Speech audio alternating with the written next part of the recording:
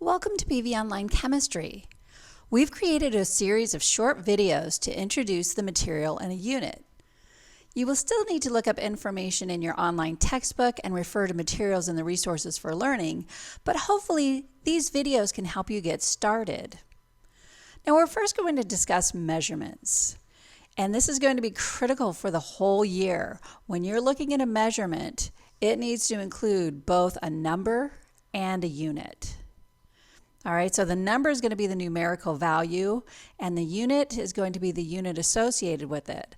So let's say that you measured something that had a mass of 55 grams. If you were to enter just 55 in for your answer, you will lose a point because it's not a complete answer. This could be what, 55 apples? It could be 55 coins. What does it represent? And so it's going to be very important to you that in addition to putting down the 55, that you would write down 55 grams. That would be the complete answer. So pay attention to that. If all of a sudden you're like, gosh, I keep losing points here and there, like 1 point off an answer, then that means probably more often than not than you've forgotten your units. Now, another thing that we're going to be using a lot is going to be scientific notation. And scientific notation is a way to express really big and really small numbers. When we're talking about atoms, atoms are really small, so we need to have a lot of them in order for us to be able to make something that's worth measuring. And so scientific notation is convenient. Now, you've probably seen scientific notation in math classes or perhaps in some other science classes, but it's still worthwhile for us to revisit it. So now let's take a look at this, and suppose we have a really large number, and the distance from the sun to the earth is about 93,000 miles. But I don't want to have to write out those 6 zeros each time. In order to write it in appropriate scientific notation, what you need to do is when you have a large number, you're going to go from the decimal point, which is right here, and count how many points or positions do you have to move over. So you'll notice that I'm moving at 1, 2, 3, 4, 5, 6, 7.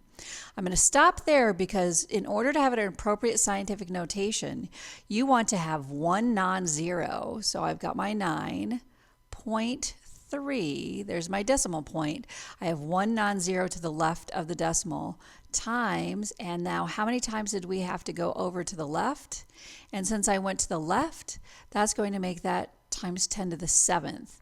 And that would be, if I left it there, I would be incorrect because I need to remember unit. I don't know why my handwriting's so sloppy right now, but I hope to get better as we go along.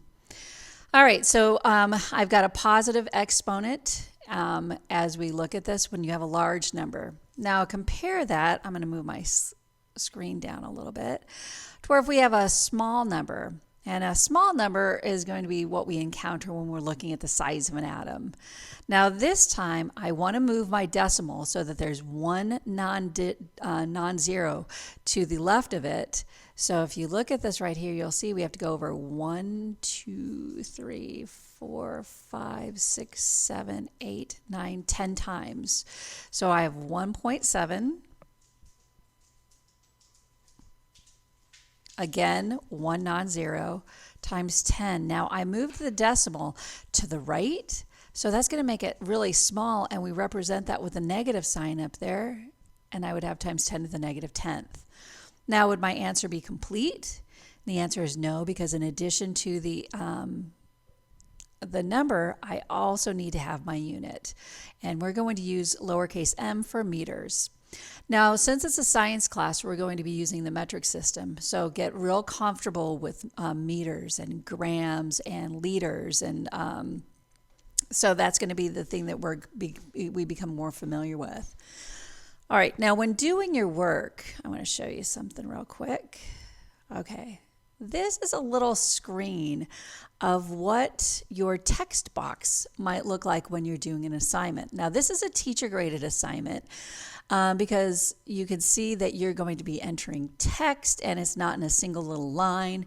And so what you need to do is make sure you just copy all the questions. You don't have to include videos and links and those kinds of things, but copy the question into the edit box down here. And notice up here in this little bar, there's all kinds of things you can do. You can change the color, you can change the font size. When you do your representation, make sure that you use these exponent keys. Make sure you use the subscript and the superscript.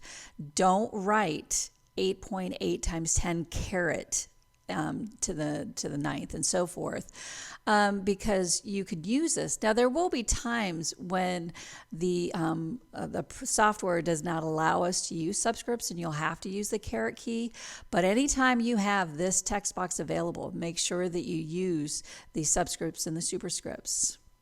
Okay, you should be ready for the very first assignment in this unit. Good luck. See you next time.